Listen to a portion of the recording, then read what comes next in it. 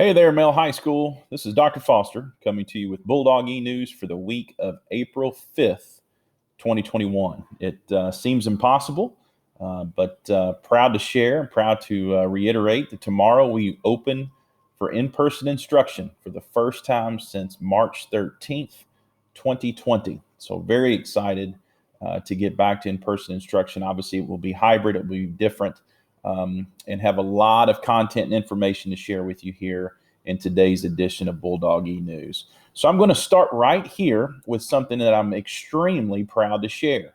An announcement for seniors and senior families in regards to in-person graduation for 2021. So first and foremost, just want to be candid and honest. It will not be normal graduation as we've done it in one large group gathering. It's going to be a little different, but I'm excited about that. So first and foremost, our graduation will happen on Friday, May 28th on our campus. And it's actually going to happen on our football field, Maxwell Field. So we're very excited to go ahead and share the date and the fact that we will be graduating in person, and it will be conducted on the Mel High School football field. You'll notice two times, 9 a.m. or 1 p.m. Due to seating restrictions and the size of our senior class, we will be having two ceremonies. Obviously, there's a lot of information to come in regards to which seniors will be at 9 a.m., which seniors will be at 1 p.m., how will that be determined. So be patient. Obviously, we have focused a good bit on reopening school tomorrow, and our attention will quickly turn to finalizing details in regards to our graduation on the 28th, and we will be communicating that to senior families very, very soon. So class of 2021, you've been troopers. You have given a great deal. You've sacrificed an awful lot. But I'm very proud to share that you will be graduating in person on Friday, May 28th, Maxwell Field. All right. So I next want to move on to the number 54. So it's perfect timing. 54 days from today, we will celebrate the class of 2021. We will celebrate the end to an historic year. And to be honest, I know for most of you, if you're like me, this year has felt like a 2-year school year. It felt like last school year really never ended, and it just kind of rolled into this school year. And it's been tough. It's been a journey. Regardless of all of that, tomorrow we begin a 54-day final stretch of this school year. So I want to challenge our students and our parents, our staff to understand what lies ahead of us. Not 54 days of school, 54 calendar days. Actually, I think it's only about 38 days of school between us and the end of the school year. Whether you're coming back in person in Group A or Group B, whether you're staying virtual, we still have work to do. So these are 54 calendar days, a lot of school work to be done.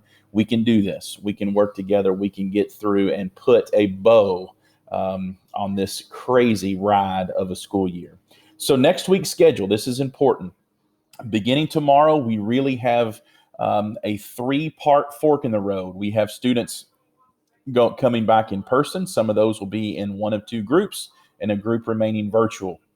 And there will be some adjustments for our virtual learning option students. So you can see tomorrow, we begin a stretch of 5-day weeks where our Group A in-person students will be in the building on Monday and Tuesday.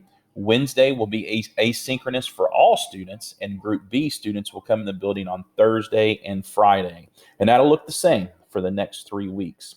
So I also wanted to share another visual. I've put this in a couple of different places. This allows students and families to physically see what will Group A and Group B look like between now and the end of school. So you can see the calendar to the left. Group A students are circled in blue. And on the calendar on the right, Group B students, your days are circled in red. Note for Group B, there are 2 weeks, the week of April 26th and the week of May 24th, where your 2 days will be shifted back to Wednesday, Thursday, on the week of April 26th because of Kentucky Oaks Day, and in the last week of school because our final day of school happens to be a Thursday. You can also see to the right how that calendar breaks out, for purple days and gold days. Whether you're A group or B group, it doesn't matter, but you can see their purple days and gold days, how those will shake out between now and the end of the school year. So Let's get into, if I'm in-person Group A, I'm supposed to come to school on Monday and Tuesday. This is your schedule for this week. You will obviously be in the building on Monday and Tuesday. You will have asynchronous days, Wednesday, Thursday, and Friday. Let me be very clear. Asynchronous days are not days off. Those are days you will go to Google Classroom. You will get your work from your teacher. You will have asynchronous assignments to complete each and every day of those. Now, flip side of that, our in-person Group B students will come to school and come in on campus and into the building on Thursday and Friday. We'll have your asynchronous days on Monday, Tuesday, and Wednesday. Again, those are days you're expected to go to Google Classroom. You will complete any and all assignments asynchronously the first 3 days of the week. You'll be with us in the building on Thursday and Friday. And our third group, our virtual learning option students that are staying at home for the rest of the school year, this is your schedule for this week. So you will see tomorrow on Monday, you will be connecting synchronously with your Purple 1 teacher. On Tuesday, your Gold 1 teacher. Wednesday, you will see all 8 of your teachers. Thursday, you will see Purple 2, and Friday, Gold 2. You'll get the third and fourth blocks next week. Also, we want to point out virtual learning office hours. I'll come back to that in just a second. That will be available each and every day. So students or parents, if you're in virtual learning and you're stuck, you need some help, we'll have a way for you to connect with a male teacher and get some support. So if you are a virtual learning option student, a couple things before your next class, or really before tomorrow, you need to know the time of your synchronous class for that day. That will come from your Google Classroom. So tomorrow is your Purple 1 class. You need to go to whatever your Purple 1 class is. You need to go to that Google Classroom. Your teacher will have posted. You need to log on Google Meet at this time to see me. Also, they will be sharing the Google Meet information. How do you log on to actually see them? Those virtual learning option students need to plan around synchronous session each and every day. So again, each week, I'm going to scroll back up. I will be showing you this visual so you'll know what you're going to be doing on Monday, Tuesday, Wednesday, Thursday, and Friday. You need to make sure that you have penciled in and know exactly where you need to be for that synchronous session. Let me come back to the virtual learning option office hours. So we wanted to have an option for our students to be able to connect to a male staff member if they need some support, if they need something clarified, if they need help working through something. That will happen on Google Meet every day from 2:30 to 3:30. The student would simply log into LMHS Office, as you can see there on the screen, and there is a schedule below. Students are going to land with a gentleman by the name of Mr. Henderson, who's one of our math teachers. From there, he will direct the teacher to a breakout room where they can get help with math, science, English, social studies, and world language. For now, we might be adding more subjects as we go. But again, this is a chance for our virtual learning students to get some extra support in case they get stuck. So let me come back here. Obviously, that's the longest explanation of the weekly schedule that I've had since this year started, again, because we now have students in 3 groups. Parents and students, please understand this. The anchor, all classes, will again live in Google Classroom. That's the constant. That's the anchor. The variable is now where our students will receive their instruction and actually connect to their teacher. In person, that will either be on Mondays and Tuesdays or on Thursday or Friday. Virtual learning, that's going to be any and all 5 days of the week, but it's going to look a little differently than it did before spring break. So keep in mind, Google Classroom is key. That will continue to be the anchor for each and every class. All right, so let's get into students that are coming back in person. So here I have linked a really helpful 1-page document.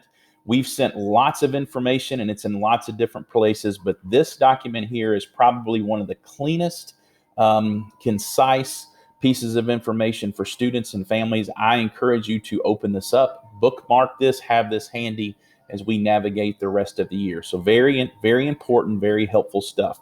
For week 1, tomorrow, in-person instruction. Again, we're expecting Group A will be there both Monday and Tuesday. Our building will open up at 7 a.m. every morning. I have linked below a bus finder for students and families to go on and locate their bus if you have any questions about that. We do now have really awesome water filling stations have been installed across our campus. So we do encourage our students to bring with them a water bottle. We also encourage our students to bring their computer and charging cord. I would encourage students to label their charging cord. We're human. Those can easily get left behind. So obviously, if your name is on it, it's going to be easy to put a cord and owner back together. We want to remind our students there will be no lockers from tomorrow through the end of the school year. So backpacks are allowed and encouraged. And again, you must wear a mask. We also encourage you to bring an extra mask. For many of you, this might be the longest stretch of time that you're actually wearing a mask. So you might want to put on a fresh mask at some point midday. That's completely up to you. We will have extra masks at school if a student loses one or happens to forget or just wants a fresh one at some point during the day. We also want to remind our in-person students to go on your Infinite Campus portal and make sure you know where your Purple One class meets. That will be, if you're an A group, that will be tomorrow morning. If you're B group, that will be Thursday morning. But that will be the destination for you when you arrive on campus. Your Purple One teacher will have a hard copy of your schedule to hand you Monday morning or Thursday morning. Daily arrival. I went through this on the town hall meeting. I'm not going to belabor this one, but I'm going to go quickly through it. So really, our students will arrive on campus in one of three ways. We will have students driving. We continue to encourage or require our student drivers to enter by Circle K on Durrett Lane, take a right at the church, and then come up Brook and Breck and park in one of the two parking lots behind the cafeteria. Again, juniors and seniors can drive. Here is information in regards to student drivers and how they will eat breakfast. You will eat in the large cafeteria. You can read that if you choose to. Car riders, this procedure is not new. You will enter and exit at Preston Highway and Cemetery Lane. There's a loop you will make in front of Geens. If those students are eating breakfast, they will go right in the side door. If not, they will walk in front of Geens over to the auditorium and wait patiently until released for class. One of our changes in regards to our arrival procedure will be bus riders. Bus riders will be released in front of our auditorium and will walk to the large gym.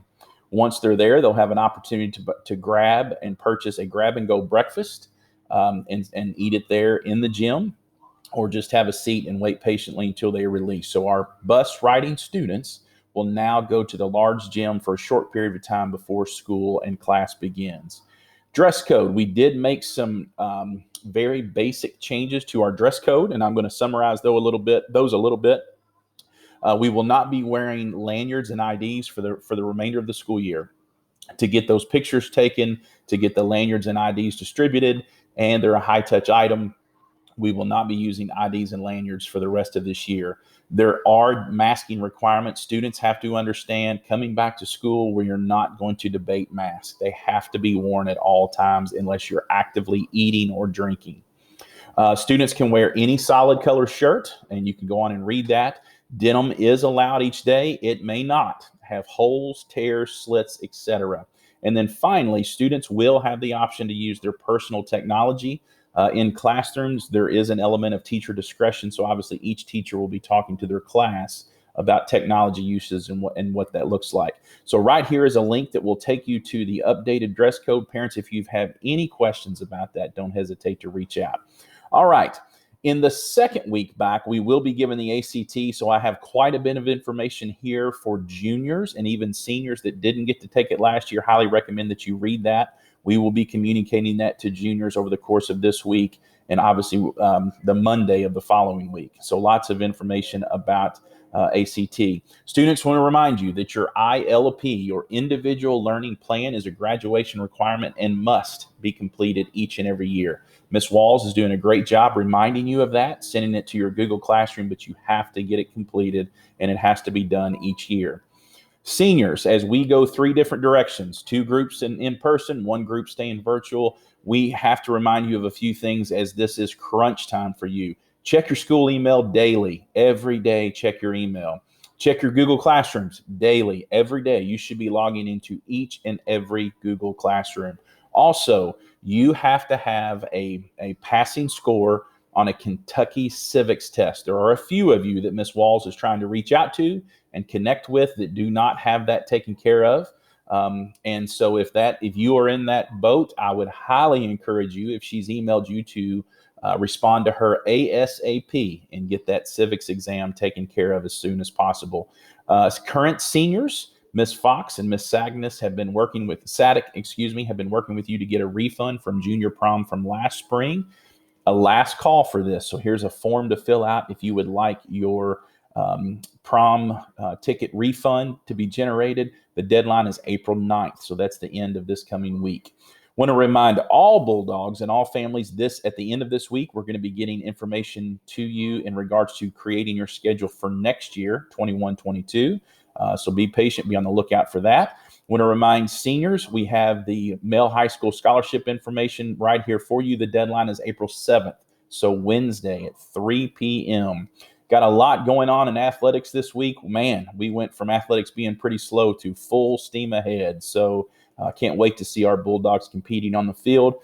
Last but not least, student athletes, if you plan to compete in collegiate athletics, we highly recommend that you join the student webinar for the NCAA Clearinghouse for college-bound student athletes. Very informative, very helpful information about that session and what you need to do to join. So busy week ahead, lots of information, quite possibly the most amount of content I've had to share since I've been principal. I'm so excited to see Bulldogs in our building tomorrow, back in classrooms, see our teachers doing what they love. And I'm going to finish right here. This number 54, the end is near. We're finally going to get to put closure to this school year, put a bow on it, put it aside, but there's a lot of work to be done. So students, if you're coming back in person, I look forward to seeing you. Students, if you're staying virtually, you have to continue to stay in a routine, get up each morning, get your work done, get it submitted. We will get through this. Take care of yourselves and have a great week.